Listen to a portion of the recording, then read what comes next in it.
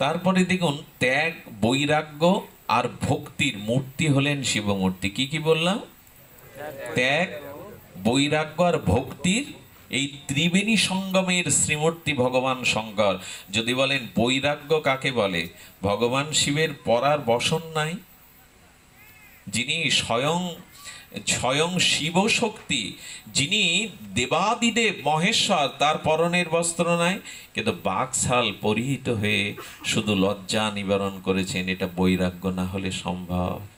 ব্রজের বাবাজিরা যেমন একটু লজ্জা নিবারণ করে ব্রজের ধুলোমাখ একখণ্ড কাপড় লজ্জা নিবারণ করেছেন, উনিও তাই বাঘের ছাল পরিহিত হয়েছেন, গলায় কোনো অলংকার নাই, সাপের মালা দিয়েছেন। সাপের মালা কেন জানেন? কাম ক্রোধ লোভগুলো তুমি বশীভূত করে রাখো, গলার মালা করো তাদের, তারা যেন তোমার ভজনে বিঘ্ন। এই ফনাযুক্ত কাল সর্ব কাম ক্রোধ লোভকে তুমি ভজনের দ্বারা নিজের গলায় সুলভ করে রাখো, তারা যেন ছোবল না মারতে পারে, তোমার ভজনে ক্ষতি না করে দিতে পারে।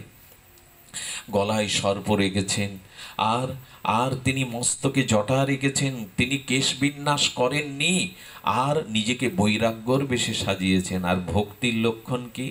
ভক্তির লক্ষণ তিনি ত্রিশূলও হাতে আছে। ত্রিশূলটা তিনটে ফলা কেন?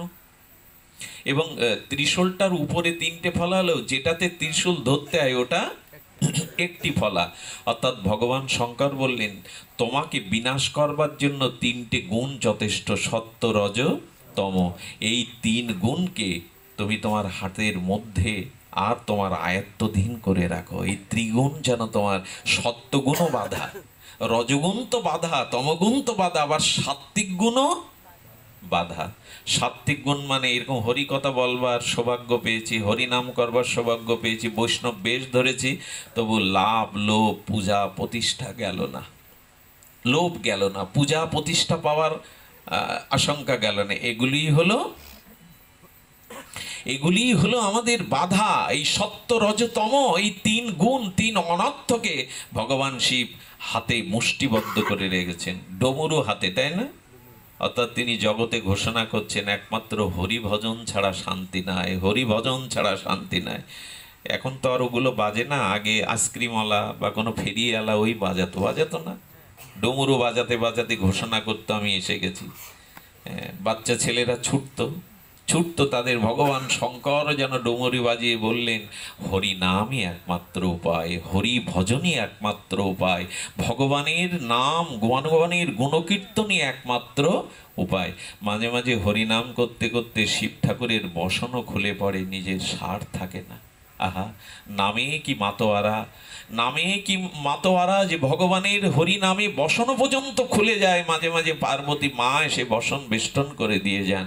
এই হলো ভগবান শঙ্কর। একটা অদ্ভুত কথা ইতিপূর্বে শুনিয়েছি, আমরা সংসারী জীব, আমাদের স্ত্রী পুত্র বিষয় আশায় সংঘাতময় জীবন।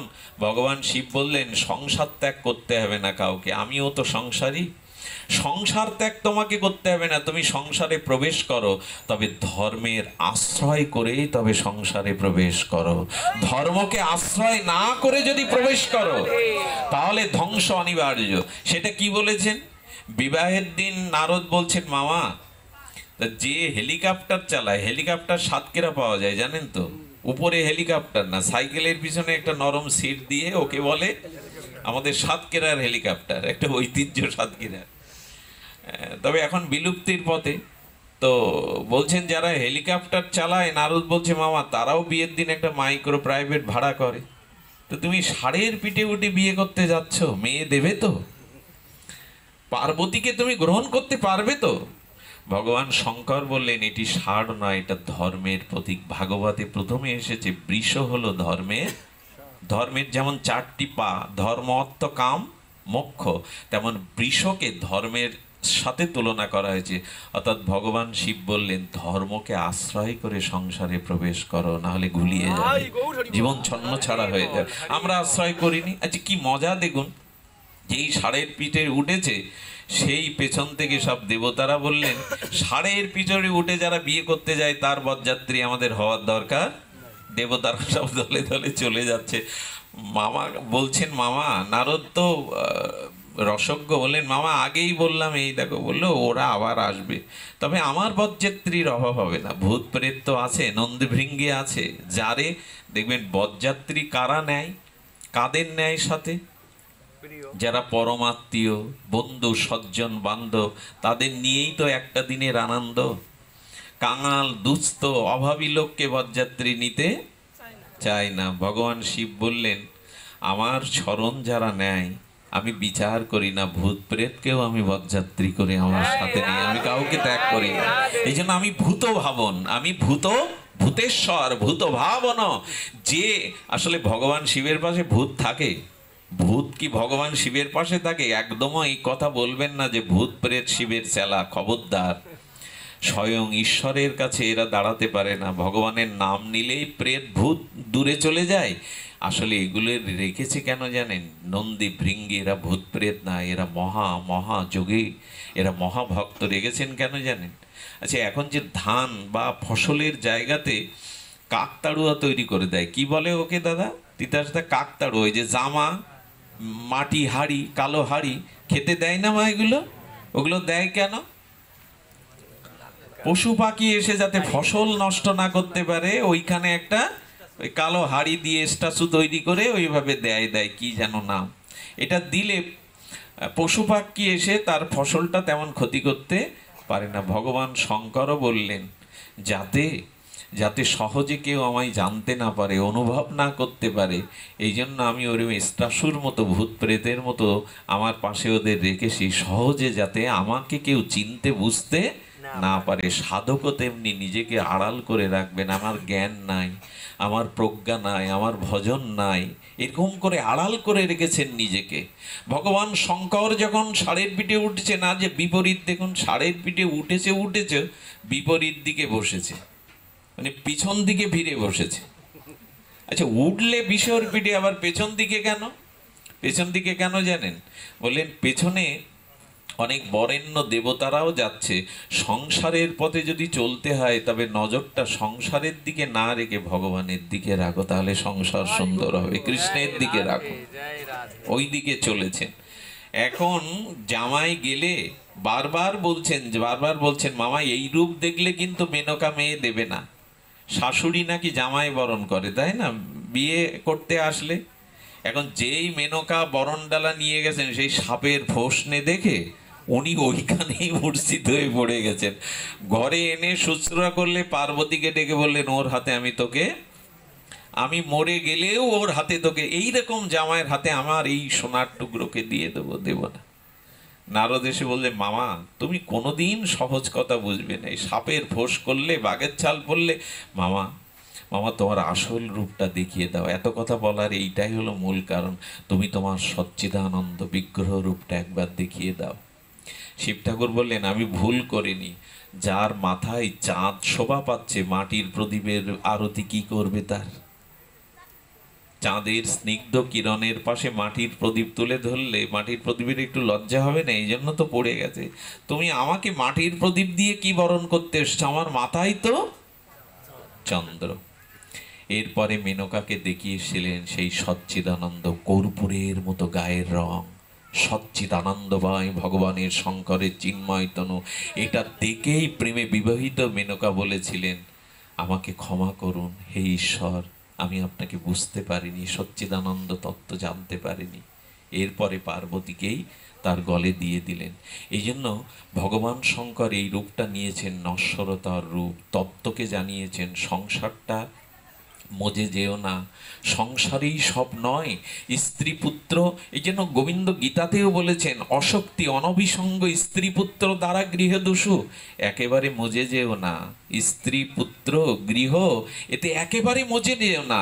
কর্তব্য করতে হয় করো, তাদের খাওয়াতে হয়, পড়াতে হয়, দায়িত্ব নিয়েছো করো, কিন্তু মন ভগবানকে দাও, অনুরাগ ভগবানকে দাও, এদের দিতে যেও না। ভগবান শঙ্কর এই জন্য এই সৃষ্টিতত্ত্ব, সংসার তত্ত্ব তিনি জানিয়েছেন। বারবার বললেন, হরি নাম জপ, হরি নাম সংকীর্তন, এগুলি হলো মূল উপায়, এগুলি হলো মূল উপায়। আচ্ছা, কাম যেদিন ভগবান শিবকে পরাস্ত করতে গেল, মদন গেল না? কাম পরীক্ষা করতে গেল, ব্রহ্মাকে পরীক্ষা করে ব্রহ্মা ফেল, দেবতারাও ফেল, ভগবান শঙ্করের কাছে কাম গেল। পঞ্চম বাণ আর তিনি নিক্ষেপ করলেন। পঞ্চম বাণে সরাঘাতে ভগবান শিব তখন ধ্যানে মনে করছেন, তোর এত বড় সাহস, কামকে বলছেন, কদ্দর্প কামকে বলছেন, তোর এত বড় সাহস, তুই আমাকেও ধ্যানভঙ্গ করানোর জন্য এসেছিস। ভগবান শঙ্কর তার ত্রিনয়ন থেকে অগ্নি দিয়ে কামকে পুড়িয়ে দিলেন, ভস্ম করে দিলেন। যদি ভজন না থাকে, সাধন না থাকে, হরিনাম হৃদয়ে না থাকে, তবে কামে তুমি পুড়বে, কামকে তুমি পোড়াতে পারবে না। এই তত্ত্বই ভগবান শিব জানিয়ে দিলেন। হৃদয়ে যদি ভগবৎ প্রেম থাকে, হৃদয়ে যদি ভজন থাকে, তখনই তুমি কামকে পোড়াতে পারবে, তা না হলে কাম তোমাকেই। আমাদেরই তো শেষ করে দিল এই দুর্জয় দুর্তেজ্য কামে। আজ জগৎটা ভাসছে কামের দ্বারা। বন্যা এলে যেমন সব জায়গায় জলময় হয়ে যায়, আজ কামের দ্বারাই জগৎটা ভাসছে, কামময় জগৎ। আর যে শিশুটি এখন জন্ম নিচ্ছে, এই বাতাসটা তার গায়ে লাগার সাথে সাথে জগৎটাকে মোহগ্রস্ত করে দিচ্ছে, কামময় করে দিচ্ছে। এই জন্য এই কামময় সংসারে কামকে, মদনকে দহন করতে গেলে ভগবান শিব বললেন ভজন করো। তবে ভগবান শিব মদনকে পুড়িয়ে স্বস্তি পাননি। উনি মুখে কথা বলেছিলেন, আমি বড় ভুল করে বসলাম, আমি কামের দেহটা পুড়িয়েছি, কিন্তু কামকে নিঃশেষ করতে পারিনি। অতনু হয়ে গেল, তনু নেই, দেহ নেই। কামকে দেখা যায়? কামকে দেখা যায় কি? দেখা যায় না, কিন্তু কাম অতনু হয়ে গেল, শরীর নেই, অতনু। ভগবান শিব বললেন, কামকে না পুড়িয়ে যদি কামকে আমি জয় করতে পারতাম, কামকে পরাভূত করতে পারতাম, সেইটা করেছিলেন ব্রজেন্দ্র নন্দন মদনমোহন ভগবান, অখিল রসামৃত কৃষ্ণ। রাসমঞ্চে মদন গিয়েছিল, আমি শিবের ক্রোধের কারণ হয়েছি, আমি ব্রহ্মাকে পরাস্ত করেছি, আমি দেবরাজ ইন্দ্রকে পরাস্ত করেছি, আমি ত্রিলোক বিজয়ী কাম আস্ফালন করলো আজ রাস রজনীতে, শারদ পূর্ণিমায় ব্রজ বিপিনে রাধা মাধব গোপীর সাথে যদি গোবিন্দকে বশ করতে পারি, তবে আমি হব ত্রিলোক বিজয়ী।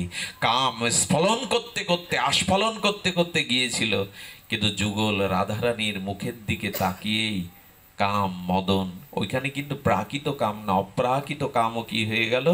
মূর্ছিত হয়ে গেল। এই জন্য গোবিন্দের নাম হলো মদন মোহন। কাম তার ক্ষতি করবে কি? কাম কাম কি হয়ে গেল? মূর্ছিত হয়ে মদন বলল, প্রভু কাম রূপে না হয়ে যদি এই ব্রজের তুমি একটা ব্রজবাসী করে আমার জন্ম দিতে, আমাকে গোপীদের চরণের দাসী করে জন্ম দিতে, তবে এই যুগল দর্শন, যুগল সেবার দ্বারা ধন্য হতাম। অর্থাৎ যারা যুগল ভজন করে, যারা ভগবানের এই প্রেমকে আশ্রয় করেছে, ব্রজভজনকে আশ্রয় করেছে, কাম তারা মোহিত হয়ে কাম আপনার উপযোগী হয়ে যাবে। প্রেমের কামটাই প্রেমের রূপ নিয়ে নেবে, ভয় নাই।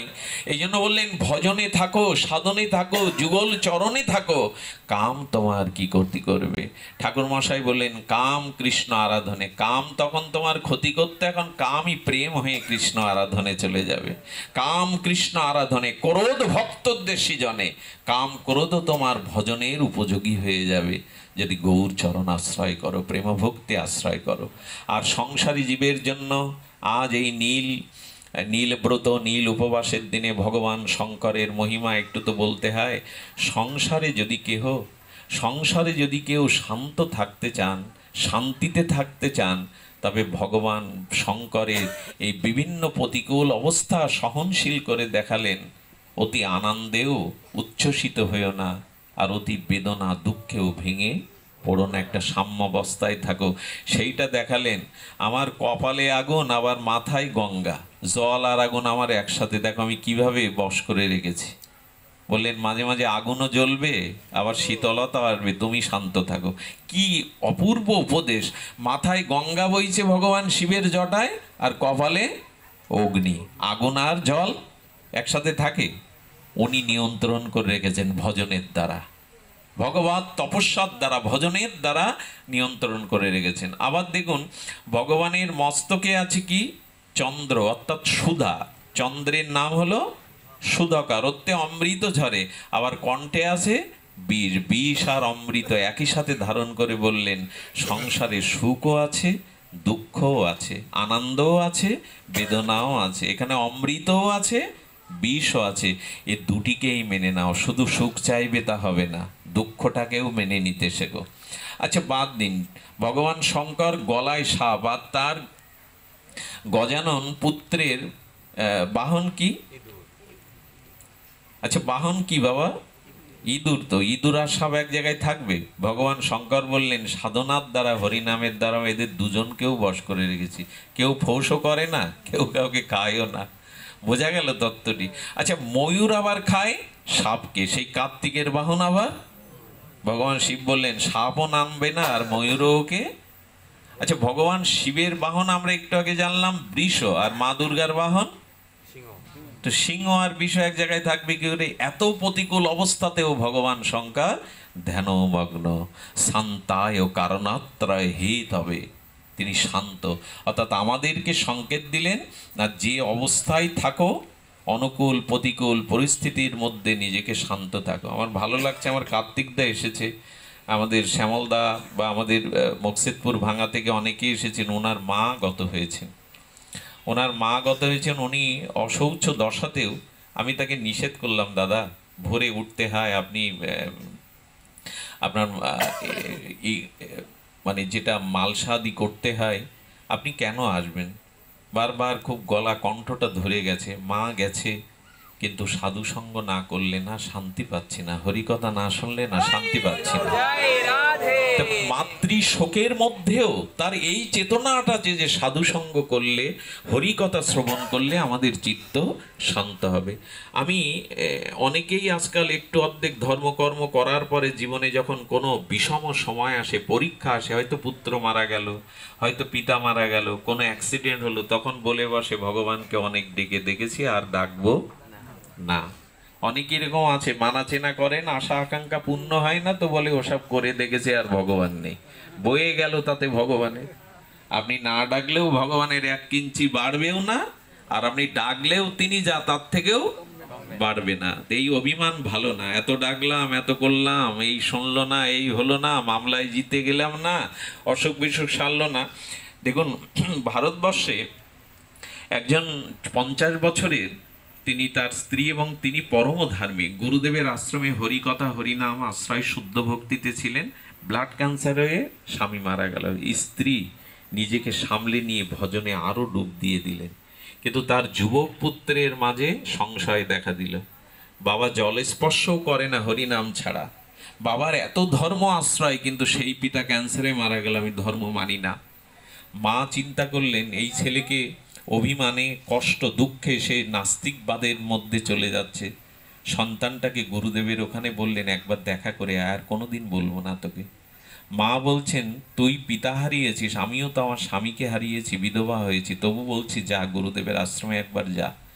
গুরুদেবের কাছে গেলে বললেন, আমি ধর্মহারা পালন করব না। বাবা ক্যান্সারে হারাতে হলো, তার মতো সরল সৎ মানুষ, ভজনানন্দী মানুষ কজন জগতে থাকে।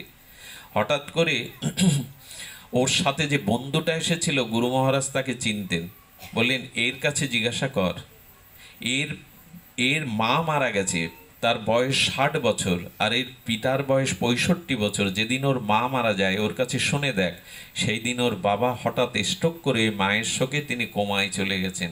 আচ্ছা, 65 বছর বয়স, 60 বছর বয়সের স্ত্রী মারা গেলে তিনি চিন্তামগ্ন হয়ে, স্ট্রোক হয়ে আর কোমায় চলে গেছেন, আইসিইউতে চলে গেছেন। আর তোর মার বয়স এখন 45, বাবা হারানোর পরেও তিনি অসুস্থ হলেন না কেন? তিনি দিন রাত্রি কেন ভগবানের ভজন করছেন? এর ব্যাখ্যাটা আমার সাথে করো। সঙ্গে সঙ্গে মাথা নিচু করে বললেন, হ্যাঁ, মা ভগবত ধর্মকে আশ্রয় করেছে, এই জন্য, এই জ্ঞানের জন্য তিনি ভেঙে পড়েনি, তিনি ভগবানকে ডাকছেন। বলল চরম দুর্দশার দিনেও মানসিক প্রশস্তি একমাত্র ভজন থাকলেই থাকে। দুঃখটা ভগবান থেকে আসে না, সুখও ভগবান থেকে। আমি আপনাদের নিবেদন করব, সুখ দুঃখের জন্য কেউ ভগবানকে ডাকবেন না। সুখ বা দুঃখ আসে আমাদের প্রাচীন কর্মফল থেকে। আমরা যেমন যেমন কর্ম করেছি, সেই কর্মের দ্বারা সুখ আর দুঃখ দুটো আসে। ভগবানের তরফ থেকে তবে কি আসে? সুখ দুঃখটা যদি বলেন যে ধর্ম করলে যদি এরকম মনে করেন বিপদ হবে না, দুঃখ হবে না, চোখের জল পড়বে না, অসুখ বিসুখ হবে না, সন্তান মারা যাবে না, আমি আপনাকে নিষেধ করছি ওই ভেবে ধর্ম করতে কেউ যাবেন না। সেটা প্রকৃত ধর্ম নয়। ধর্মের সাথে এর কোনো যোগই নেই। আমার পূর্ব জন্মের আমার স্খলিত কর্মের ফলে আমি দুঃখ ভোগ করছি। যে পাপ করেছিলাম, অপরাধ করেছিলাম, তার জন্য দুঃখ। যে পুণ্যটা করেছিলাম তার জন্য ধন, মান, সম্মান, আয়ু, সুন্দর যৌবন, নিরোগ শরীর এগুলি পেয়েছি। তো ভগবানের কিছু নাই। তো ভগবান কি দেন আমাদের? ভগবান বললেন এই সুখ দুঃখকে যাতে তুমি স্থিতি থাকতে পারো, সুখ পেলেও আত্মহারা না হও, দুঃখে যাতে ভেঙে না পড়ো, প্রারব্ধ কর্মটা ধৈর্যের সহিত মোকাবেলা করতে পারো, এই জন্য ধর্মের দরকার। সুখেও তুমি উচ্ছ্বসিত হবে না, দুঃখেও ভেঙে পড়বে না, এই স্থিতিশীলতার জন্যই ধর্ম দরকার। আচ্ছা, আপনি কি বলবেন? রামচন্দ্র রাজ্যাভিষেক হবে যেদিন, এটা নির্ণয় করেছিলেন কে? রামচন্দ্রের রাজ্যাভিষেকের তিথি নির্ণয় করেছিলেন গুরু বশিষ্ঠদেব। বশিষ্ঠদেবের মতো ঋষি জগতে নাই। তো যেদিন রাম রাজা হবে, রাজ্যাভিষেক হবে, সেই দিন তাকে বনবাসে যেতে হলো, এটা বশিষ্ঠদেব দেখতে পায়নি, কোষ্ঠীতে বিচার করতে পারেনি। তার মানে বশিষ্ঠদেব দেখালেন আমি গুরু বশিষ্ঠ হলেও আমি শুভ দিনের নির্ঘণ্ট যেদিন রামকে যুবরাজের জন্য স্থিতি করলাম, সেই দিন বনবাসে যেতে হলো রামকে। জগৎ যেন শিক্ষা নেয়, রামের মতো রঘুপতি রামচন্দ্র মর্যাদা পুরুষোত্তম রাজা হওয়ার দিন যদি বনবাসে যায়, আপনি আমি দুঃখে এত ভেঙে পড়ার কি আছে? উনি তো ভগবান, যিনি রাজ অভিষেক হবেন সেই দিন গেল বনবাসে। আচ্ছা, আমি গরিবের ঘরে জন্মেছি, আমার অভাব। শ্রীকৃষ্ণ আবির্ভাব হয়েছিলেন কোন জায়গায়? কোথায়? কারাগারে। আচ্ছা, স্বয়ং ভগবান তিনি আবির্ভূত হচ্ছেন, পিতা তার রাজা, তিনি কোথায় আসলেন? উনি কি হাউমাউ করেছিলেন আমি কারাগারে কেন আবির্ভাব হব? দেখালেন জগতে জন্ম যেথা সেথাই হোক, তোমার কর্মে উন্নত হও। তুমি যেখানেই জন্ম নাও কর্মে উন্নত হও। আচ্ছা, 6.5 দিনে পুতনা তাকে বিষ খাইয়ে মারতে গেল। আপনার আমাকে কেউ বিষ খাইয়ে মারতে গেলে আমরা কপালের দোহাই, ধর্মের দোহাই দিই, কিন্তু কৃষ্ণকে স্বয়ং বিষ খাইয়ে পুতনা মারতে গেল। কৃষ্ণের অনেক পুত্রের মধ্যে প্রধান পুত্র ছিল প্রদ্যুম্ন। সেই প্রদ্যুম্নকে 6 দিন বয়সে অপহরণ করে নদীতে ফেলে দেয়, মাছ গিলে খায় ওকে। আপনার আমার ছেলেকে যদি কেউ অপহরণ করে নদীতে ফেলে দেয়, কি বলবেন? এটা শ্রীকৃষ্ণের ছেলের বেলায় ঘটলো। এইসব কথাগুলো কেন শুনতে হয়? সুখে বা দুঃখে স্থিতি থাকুন। কোনো কিছুতে অভিভূত হতে গেলেই আপনার চিত্ত চাঞ্চল্য ঘটবে, ভজন থেকে দূরে সরে যাবেন। বরঞ্চ দুঃখ, কষ্ট, জ্বালা মালা আদি ব্যাধি আসলে বলবেন প্রভু মুক্ত করে দাও, আমি হাত বাড়িয়ে বরণ করে নিচ্ছি দুঃখকে, এটা ভুগিয়ে আমার কর্মফল নিঃশেষ করে দাও, যাতে আর আসতে না হয়, আর জন্ম মৃত্যু চক্রে না আসতে না হয়। এই জ্ঞানটা একমাত্র ভগবত ধর্মের আশ্রয় না গ্রহণ করলে, ভজন সাধন না করলে এই জ্ঞান আসে না।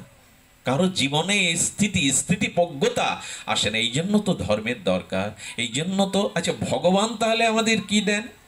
হ্যাঁ, আমি অনেকবার বলেছি কথাটা, ভগবান বিশেষ করুণা যখন আমাদের করেন, আমাদের যখন প্রেম ভক্তি দানের জন্য ভগবানের হৃদয় আর্দ্র হয়, তখনই ভগবান কেবল আমাদের হৃদয়ে প্রেরণা দিয়ে সাধু সঙ্গ হরিকথা শ্রবণের ভাগ্য করিয়ে দেন।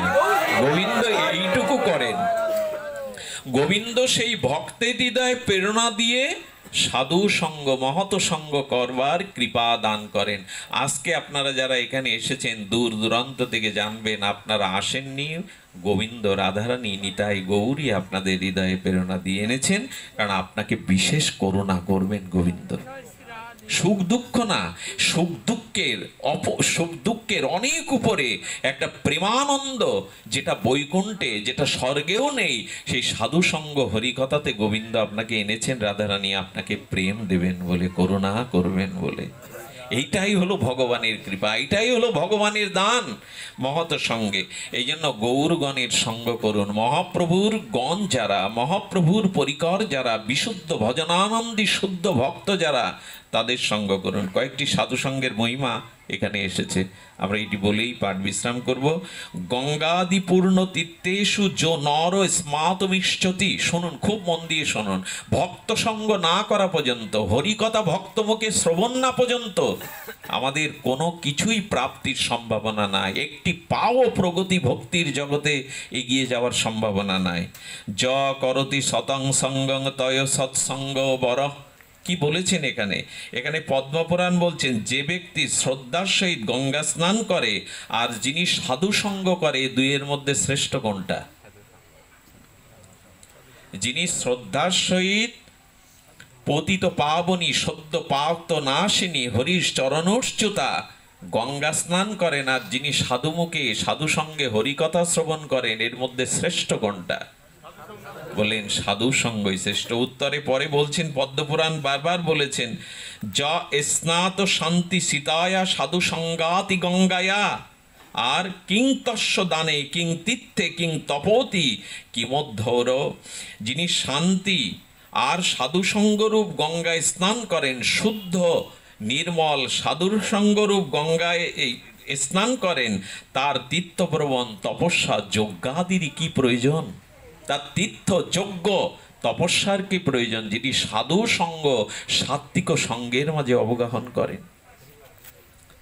গঙ্গায় স্নান করতে গেলে অনেক সময় তীরের দিকে দৃষ্টি যায়, জুতোটা জামাটা ব্যাগটা তো রাখা, এতে কি মন শুদ্ধ হবে আপনার আমার? নামছি গঙ্গায় আর তীরের দিকে লক্ষ্য, ব্যাগটা রেখেছি, জুতোটা রেখেছি, জামা কাপড় রেখেছি, এতে আর কি শুদ্ধ হবে?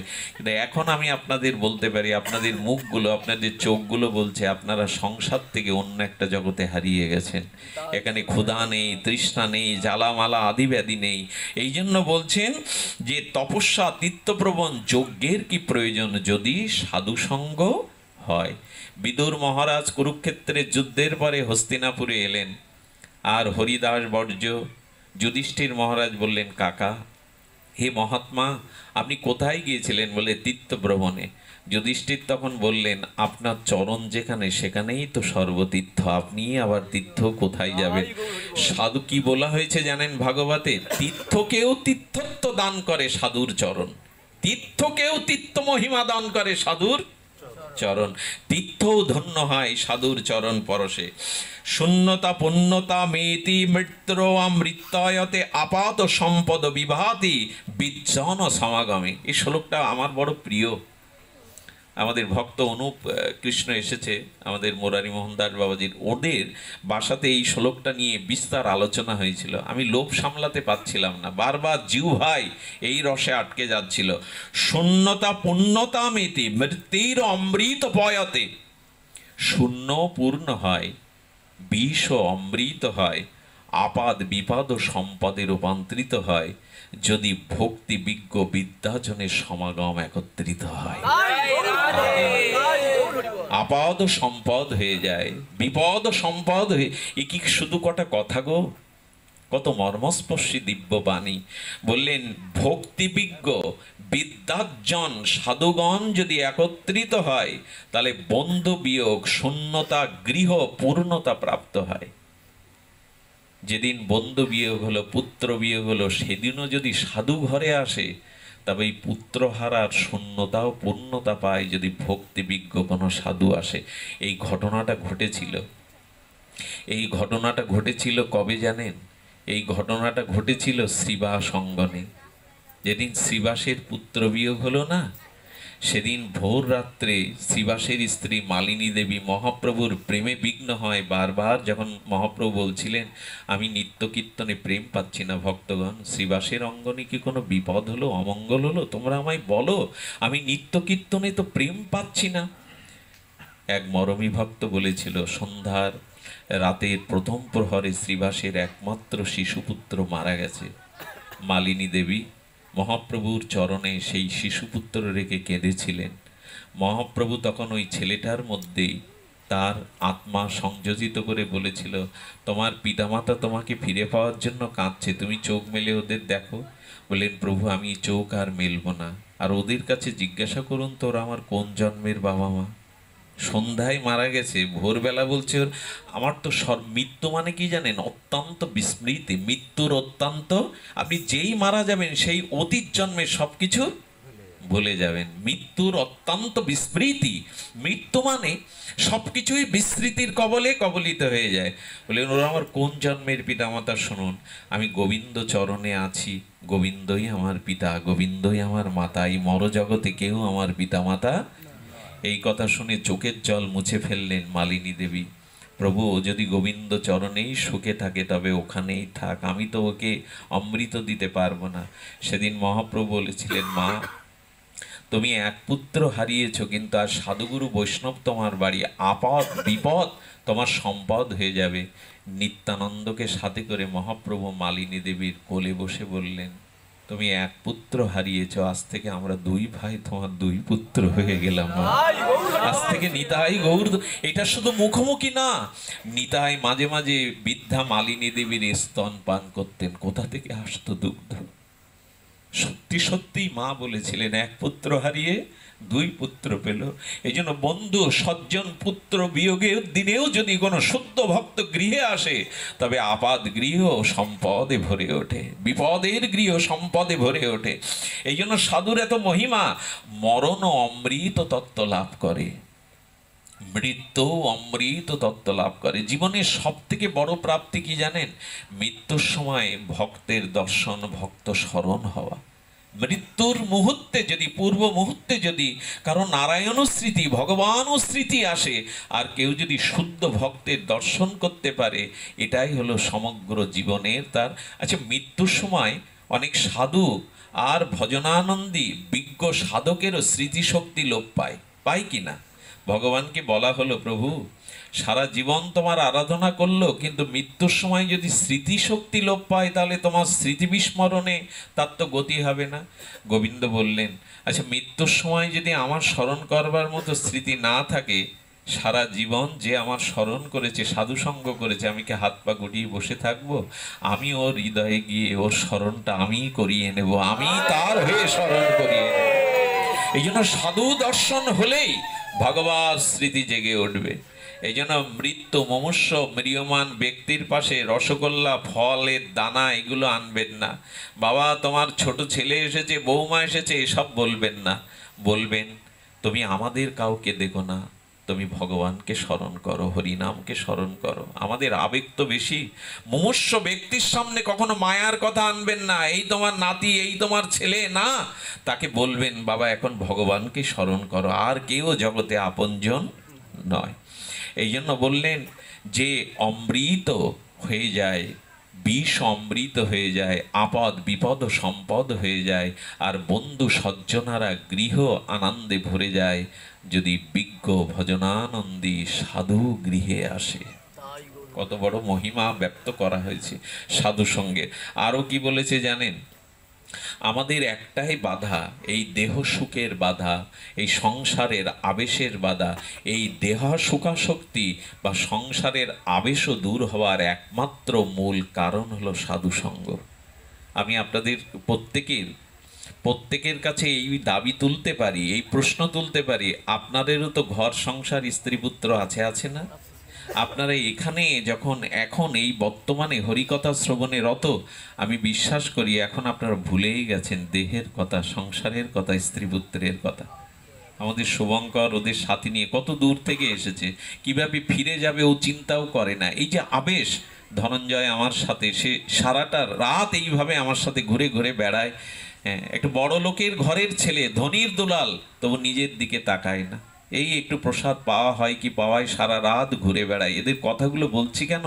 চাক্ষুষ প্রমাণ, এরা ভুলে গেছে। হরি সঙ্গ করতে করতে, সাধু সঙ্গ করতে করতে এখন আপনাদের বিস্মরণ হয়ে গেছে কে আপনি, কোন সংসার আপনার, স্ত্রী পুত্র কোথায়, বিত্ত বৈভাবের আবেশ ভুলে গেছে। ঠিক তেমনি নিত্য যদি যার সাধু সঙ্গ হয় তার দেহাবেশ, সংসারের আবেশও দূরীভূত হয়ে যায়, এগুলি থাকে না। শ্লোকটা এসেছে ভাগবতে, তে না সরন্ত তিরিতং প্রিয় মীশমত্তং, যে চাঁদমাদ সুত সুহৃদ গৃহবৃত্ত দ্বারা, যে তজ্জনাব ভগবতীদীয় পদারবিন্দর সৌগন্ধ লুব্ধ হৃদয় সুকিত প্রসঙ্গা। আহা, কি বলেছেন এখানে? হে কমলনাভ, আপনার পাদপদ্মের গন্ধে সুগন্ধে যাদের হৃদয় অতিশয় লুব্ধ, সেই ভক্তগণের ব্যক্তি সঙ্গ করেন, তারা অত্যন্ত প্রিয় মনুষ্য দেহ আর দেহের অনুবর্তী গৃহ বৃত্তপুত্র কলত্ব তাদের স্মরণ থেকে বিস্মরণ হয়ে যায়। কি অপূর্ব শব্দাবলী! যাদের হৃদয়ে আপনার চরণ পাদপদ্মের সুগন্ধে যাদের হৃদয়ে ভরে আছে, যে ভক্ত হৃদয়ে, যে সাধু হৃদয়ে, হে গোবিন্দ, হে রাধারানী, তোমার চরণের ভক্তি গন্ধ যাদের হৃদয়ে ভরে আছে, সেইরূপ ভক্তের সঙ্গ করলে এ দেহের আবেশ, সংসারের আবেশ, বিত্ত বৈভবের আবেশ, এগুলি দূরীভূত হয়ে যায়, বিস্মরণ হয়ে যায়, যেটা এখনই আপনারা প্রমাণ। এই জন্য বারবার বলছেন, ভজন যদি করতে হয়, ভক্তি যদি লাভ করতে হয়, তবে গৌরগণের সঙ্গ করো, নিতাই গণের সঙ্গ করো, গৌর ভক্তগণের সঙ্গ করো। রসায়নাময়ী সীতা পরমানন্দ দায়িনী নন্দা নন্দায়তি কংতাং বৈষ্ণব চরণয় আশ্রয় চন্দ্রিকা।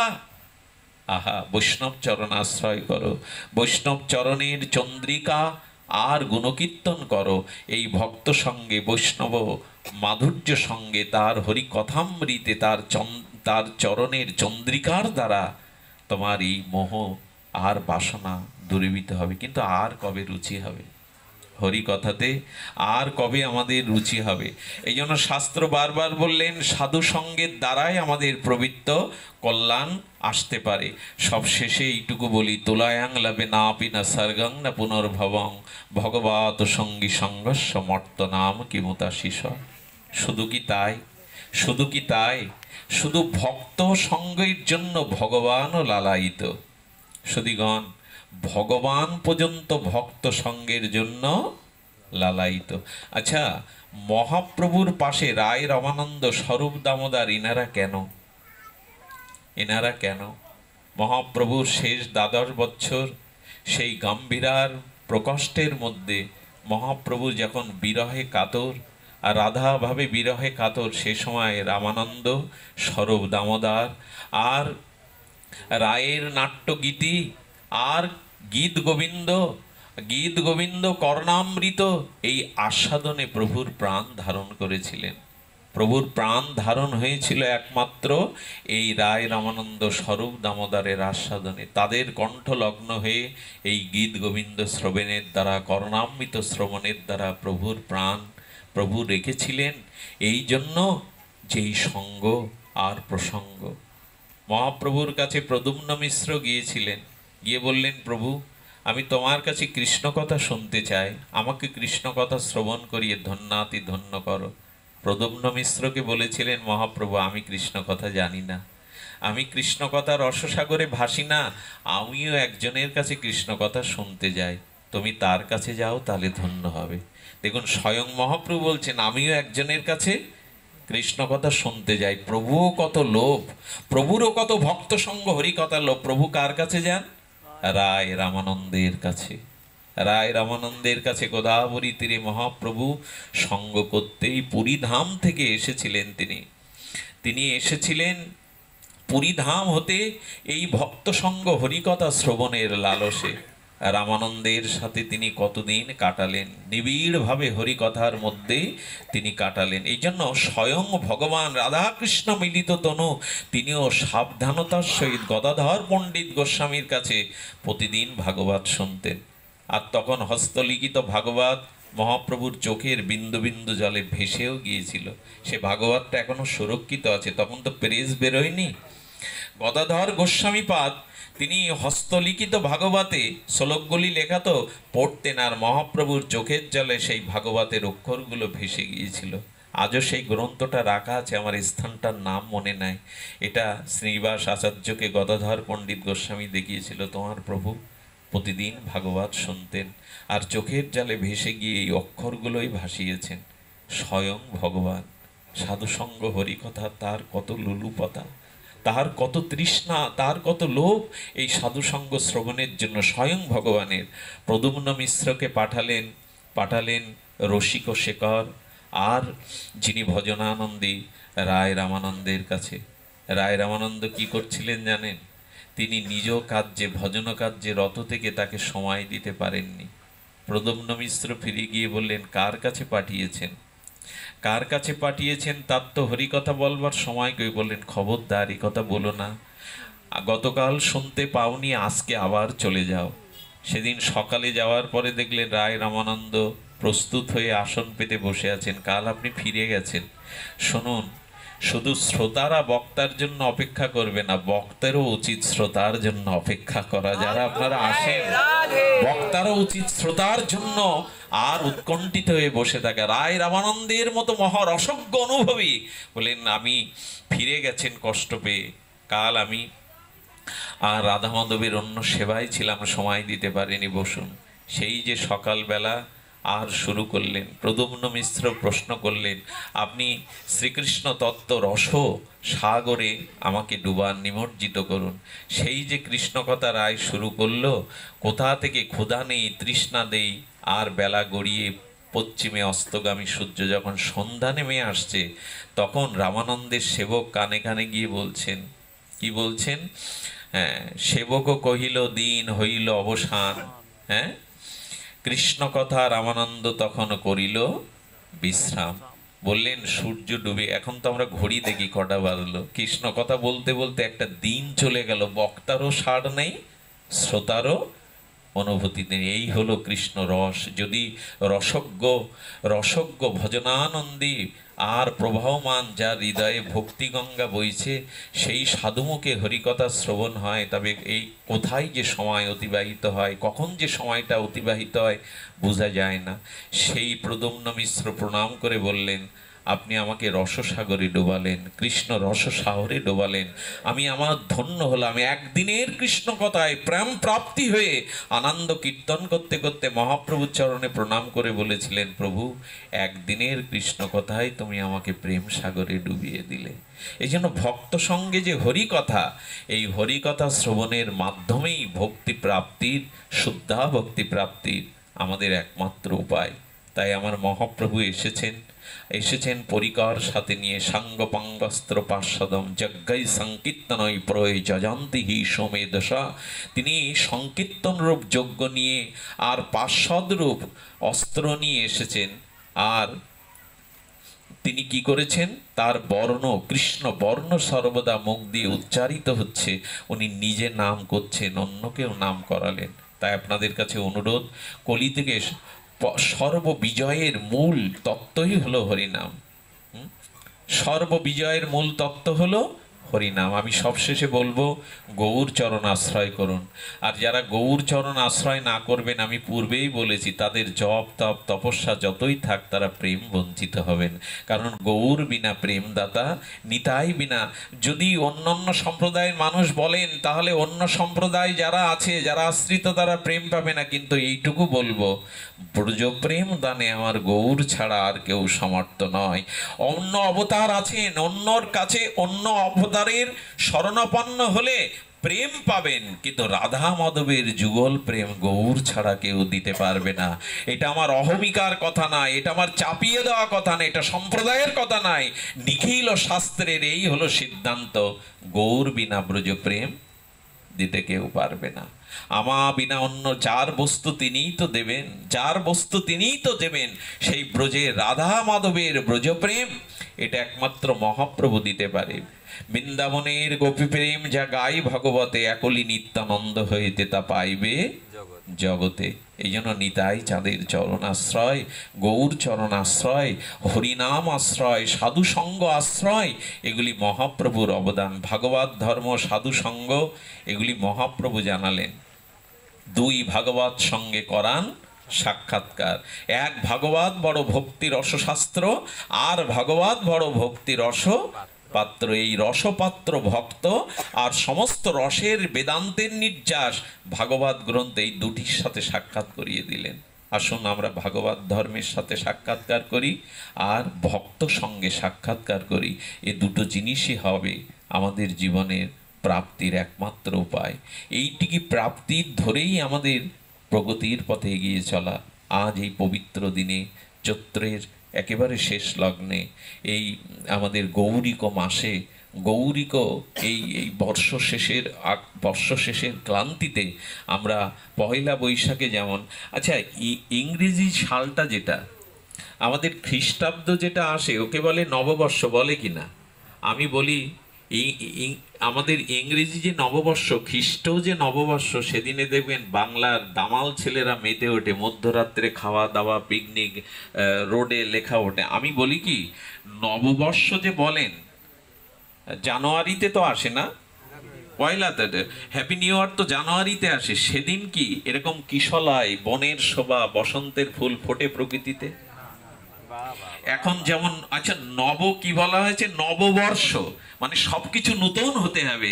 দেখবেন প্রকৃতি যেন নতুন বেশি সেজেছে, কিশলায় কুসুমগন্ধে ভ্রমর অলিকুলের গানে প্রতিটি বৃক্ষ মৃত যেন মৃতবয় হয়েছিল, আর এখন নবকিশলায় ভরে গেছে। যদি নববর্ষই বলতে হবে তবে বাংলাকেই নববর্ষ বলতে হয়, নতুন করে ছড়িয়ে পড়ে।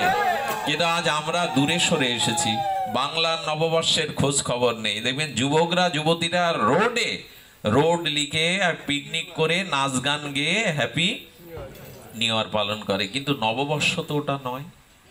নববর্ষ মানে প্রকৃতির ফুল ফুটবে, ভ্রমর গুঞ্জন করবে, প্রকৃতিতে মধু বসন্ত করবে, মধুর বাতাস বইবে, কিন্তু এটাকেই বলে নববর্ষ। আজ তাকিয়ে দেখুন চারিদিকে নবরূপে বসন্ত এসেছে, নবরূপে সেজেছে, এটাই বসন্ত। আর একটা জিনিস আমি মেনে নিতে পারি না, রাত 12টা 1 মিনিটেই দিন শুরু হয়, এইগুলো ঠিক না।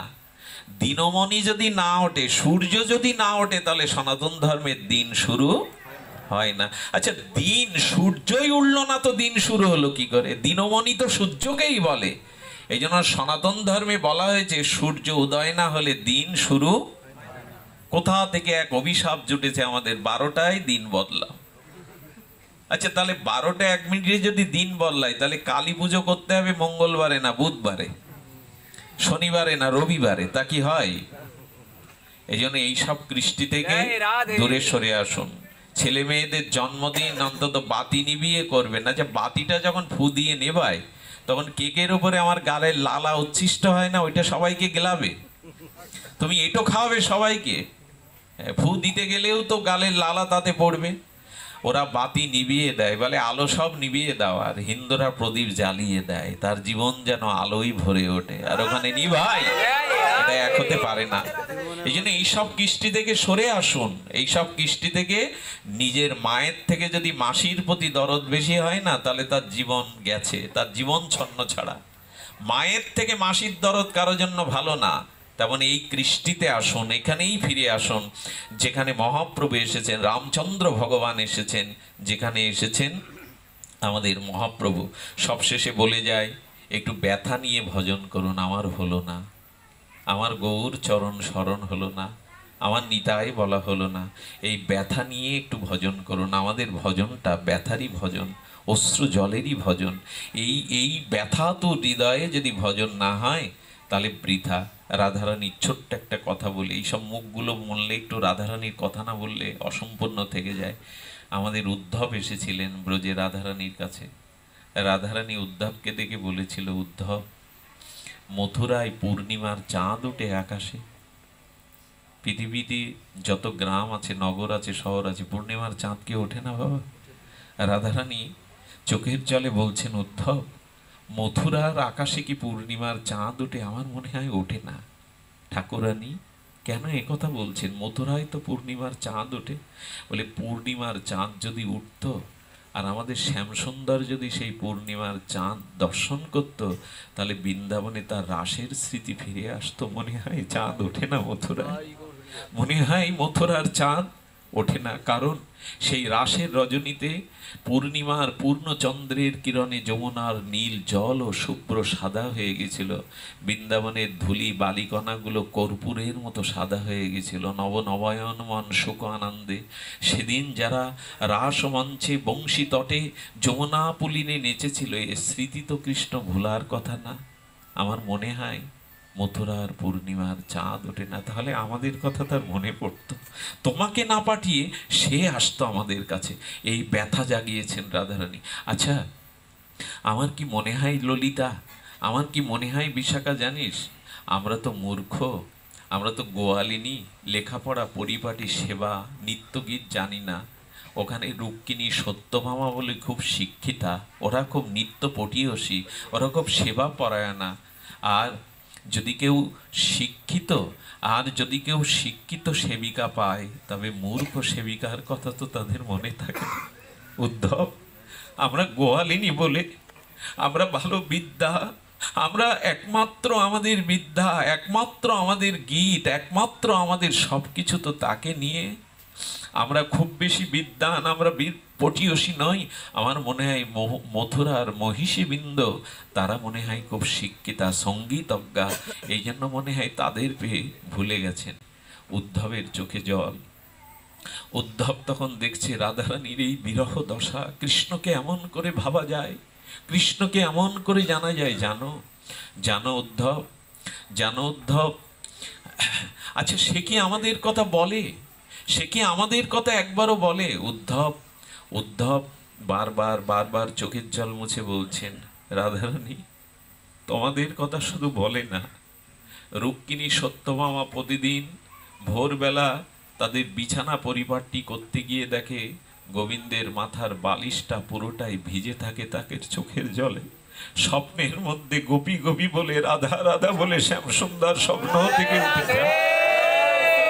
তোমরা শুধু তার কথা ভাবো না, সেও তোমাদের কথা, সেও তোমাদের কথা ভাবে। আচ্ছা কৃষ্ণকে একটা প্রশ্ন করি তো আমরা, ব্রজেন্দ্র নন্দনকে, এত কাঁদাও কেন? মথুরা থেকে তো বৃন্দাবনের দূরত্ব বেশি দূর না, একবার এসে তো ওদের প্রাণ রক্ষা করতে পারো, একবার তো দেখা দিতে পারো। বললেন দুটো কারণে আমি যাই না। যাই না কেন জানেন? আমি দূরে থেকে যদি ওদের চোখের জল আরো বাড়িয়ে দেই, কৃষ্ণ বলে যখন কেউ কাঁদে, তখন আমি তাদের দিকে দেখে আমার ভজনই একটাই ভক্তের চোখের জল। আর আমি গেলে তাদের এই বিরহ থেমে যাবে, তাদের এই আরতি থেমে যাবে। আমি চাই জীবনের পরম আনন্দ আছে কৃষ্ণ বলে কাঁদবার মধ্যে, কৃষ্ণ বলে বিরহের মধ্যে, এর মধ্যেই চরম আনন্দ আছে। আমি গেলে তারা প্রাণ রক্ষা করতে পারবে না। এই জন্য 100 বৎসর এই বিরহে কাঁদিয়েছিলেন। আমাদের গৌড়ীয় ভজনটা চোখের জলে, জানেন, খুব আনন্দ উচ্ছ্বাসের মধ্যে এই ভজন না, একটা বেদনা নিয়ে, একটা হাহাকার নিয়ে এই ভজন। তবে কৃষ্ণের জন্য হাহাকার করলে, কাঁদলে যে সুখ হয়, এ অনন্ত ব্রহ্মাণ্ডেও সেই সুখ নাই। একবার কৃষ্ণ বলে কেঁদে দেখুন, গৌর বলে কেঁদে দেখুন, এর মধ্যে যে পরা শান্তি আছে, অন্য কিছুতে তা নাই। রাধারানী কিভাবে বিলাপ করেছেন, কিভাবে আরতি করেছেন।